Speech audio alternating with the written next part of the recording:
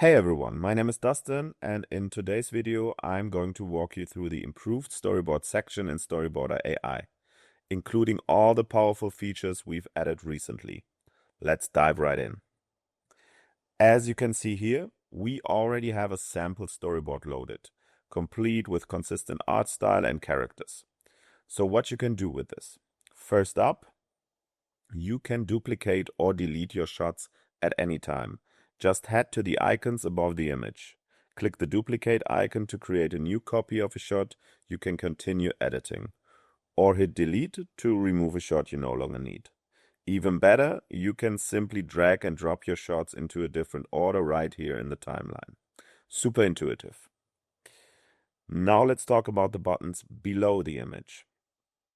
The Retry button is your best friend when you want to quickly test out new looks. Click it and the tool will generate a brand new image, keeping your shot description but giving you a fresh take. Do it a few times and you'll see multiple versions appear here to choose from. Next up, variation. This one's gotten a big upgrade. Click it, see the modify section, type in what you want to change, like in this case, make her blonde or blonde hair, and hit generate. The tool keeps the core structure of the image, but applies your adjustment. Super useful for fine-tuning without starting over. Let's try a few other examples. In this case, two spiders crawl out of the chest, for example. Here we go. We see the two spiders, but the image basically is still the same. Or we do want to see a shadowy figure appears in the background. And voila, there is a dark figure in the background and we still got our main character in the foreground. This makes the variation tool incredibly powerful for storytelling adjustments on the fly. If you even want more control, just hit the Edit button below an image. This opens up an overlay where you can view the image larger and tweak your shot description directly. Up top, you'll also see several advanced editing tools, which I'll cover in a separate tutorial. Another addition is the upload function, and it gives you 3 different options. First, simple upload. Just insert your own image directly into the storyboard. No AI generation involved. Second, image to image. Upload an image that will serve as the base reference for the AI to generate a new shot.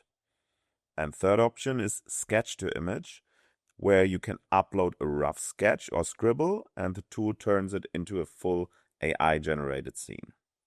We've created dedicated tutorials for each of these options. You can find them inside the tool or in our YouTube playlist. So let's talk about changing the art style of your entire board. Let's say we want a more sketched look instead of the current one. So just go to the art style settings for your board, select a different style. In this case, we go with something rougher or more hand-drawn and save your selection. Once that's done, all you need to do is refresh the images in your storyboard.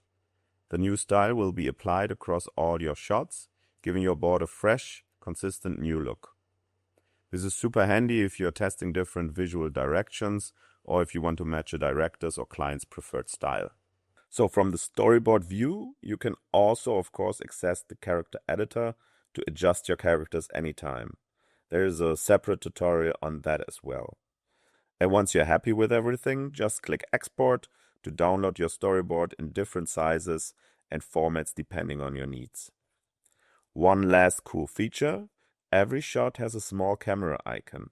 Click it to turn your still image into a short video animation. That's also explained in more detail in a separate tutorial, definitely worth checking out.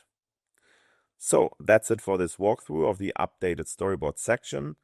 Play around with the features, explore the options, and most importantly, have fun storyboarding. Catch you in the next video.